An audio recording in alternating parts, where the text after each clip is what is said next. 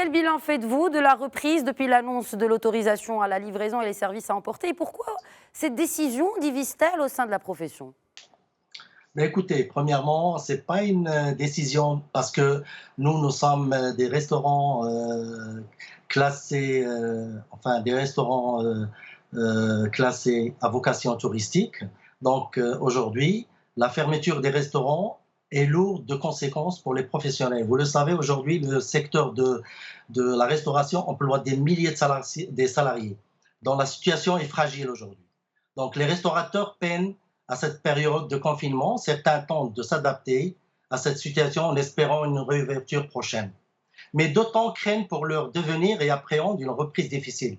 Vous savez qu'aujourd'hui, c'est l'autorisation qui a été donnée par le gouvernement à l'emporter aux restaurants qui doivent et qui sont concernés par l'emporter et la livraison ne sont pas les restaurants classés à vocation touristique aujourd'hui. Il y en a, c'est sûr, mais nous, les restaurateurs et les restaurants classés ne sont pas concernés par la reprise de l'emporter et la livraison.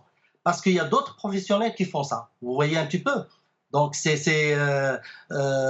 bien sûr, les fast-foods, les restaurants qui sont professionnels et qui sont les spécialistes de la livraison, c'est eux qui ont eu cette autorisation pour l'ouverture. Mais nous sommes encore et toujours fermés.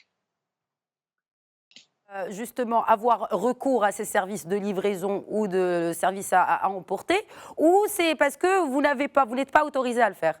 Est-ce par un choix peut-être stratégique aussi, compte tenu des charges et de la rentabilité finalement de ces services? Ben oui, exactement. Parce qu'aujourd'hui, on ne peut pas. Les restaurants classés, premièrement, c'est des restaurants gastronomiques.